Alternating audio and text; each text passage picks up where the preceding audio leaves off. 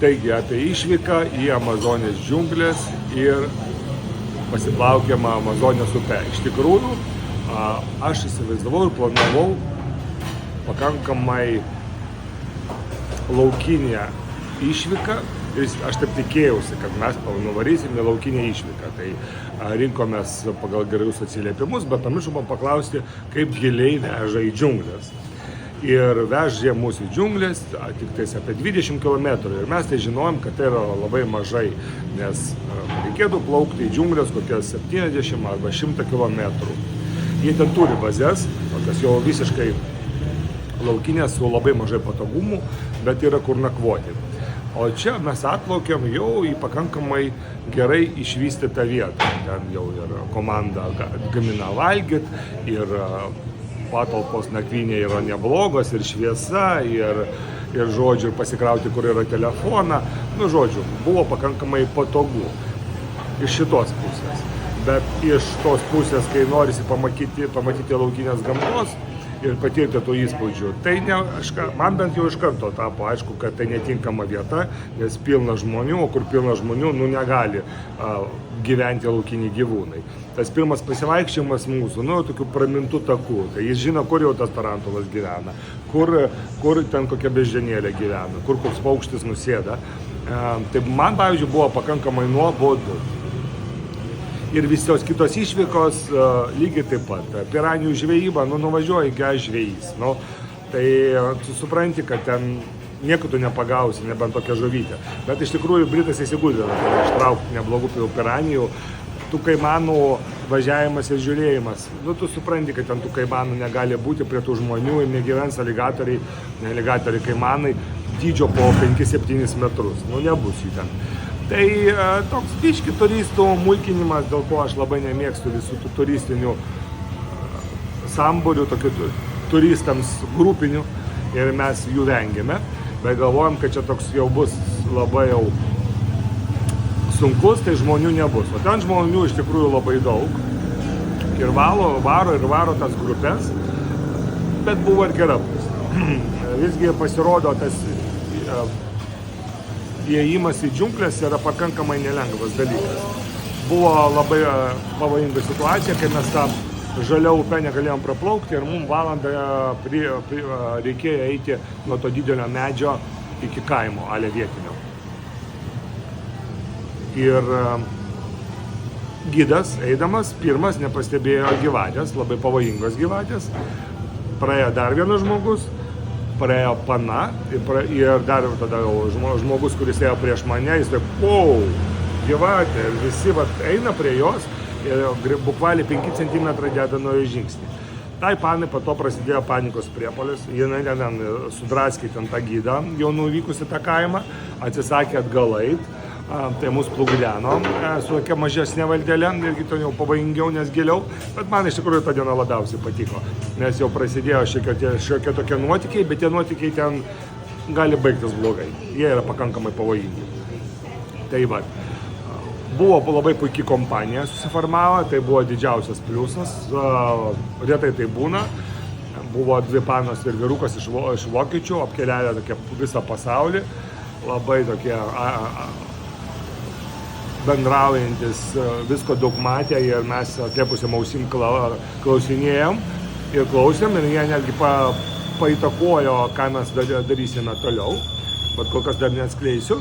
Ir pats praleidimas laiko buvo labai neblogas. Gilda, kai jinai nemėgsta ir labai bijoja visų tų iššūkių, tai jai labai tiko, pažvejojimas panoms labai patiko, ten užmetė jautienos gabalą užkabinį ant lasdos ir kažkas tampo, kimba ir galima dar pagauti, tai visiems buvo labai smagu ir faina. Bet jeigu norisi rimčiau, tikrai netinka. Kainavo visas tas malonumas, tai dar po dėrybų 540 eurų ir tai buvo 2 nakvynės, 3 dienos. Galima buvo rinktis dar ir 3 nakvynėm.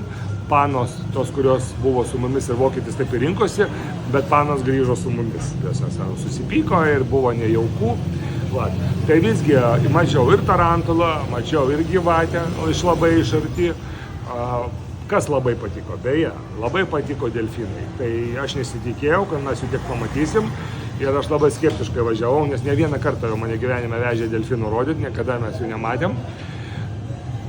O ten iš tikrųjų yra ir juos labai saugo, nes jų vienintelių nevalgo. Jie bijo, jie galvoja, kad tai yra žmonės pavirtę į delfinus ir jeigu delfinai maudėsi, vietiniai varo iš vandens, nes ten jie tokių turi savo istorijų prisiklausę, prisigalvoja, kad delfinai grobia ir panašiai. Tai va, delfinai ten gyvena laisvai ir jų yra daug, pasirodo. Ir jie medžioja labai fantastiškai, ir aš turiu prifilmavęs, bet ten labai trumpios tos iškarpėlės. Tai sunku jas parodyti. Bet tai kelia tikrai labai daug malonių emocijų, tas iškilimas vis to delfino, dar to upinio, ten iš viso 3 man atrodo veislės yra. Amazonija, tai yra labai fainas dalykas, labai gerai įtakoja, nežinau kodėl, bet jautiesi labai pakylėtas.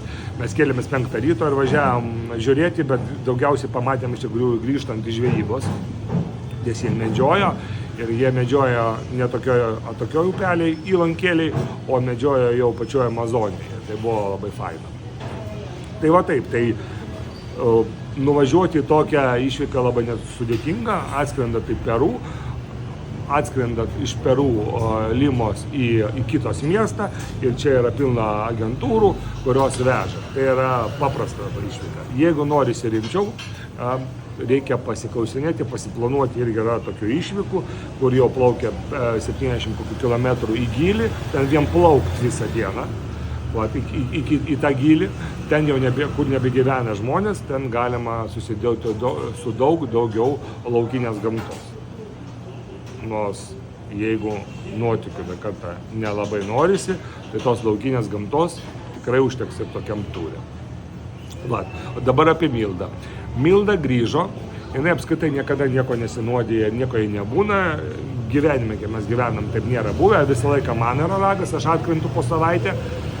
Ir Gruzijoje tai buvo 2 kartus ar 3, ir Tailande, ir aš jau pripratęs, kad aš taip, kaip sakant, skaitau, kad aš taip mokinu savo organizmą kovoti su tokiais virusais ir bakterijom, bet Mildai niekada nebūna. O Mildai grįžus pasidarė šiek tiek blogo, sukilo temperatūra, pradėjo sėdėti tualete, ir kažkoks matyt virusėlis, ale roto ar kažkokio panašaus prisikabino, nes tą išvykimo dieną mūsų gidas irgi pradėjo, sako, blogai jaučiuosi, ar tai peršalimas, ar dar kažkas, jie susirgo. Tai gal užkrėtė ar panašiai, nes kaip ir nusinuodyti nebuvo kuo, maistas buvo tiesiog superinis, namūdinis, ten tikrai vienas geriausių dalykų to išvykai buvo maistas.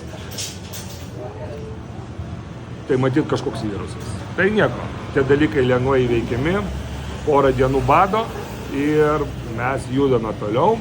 O kur mes judame toliau, irgi kol kas nesakau, bet bus pakankamai, manau, įdomu.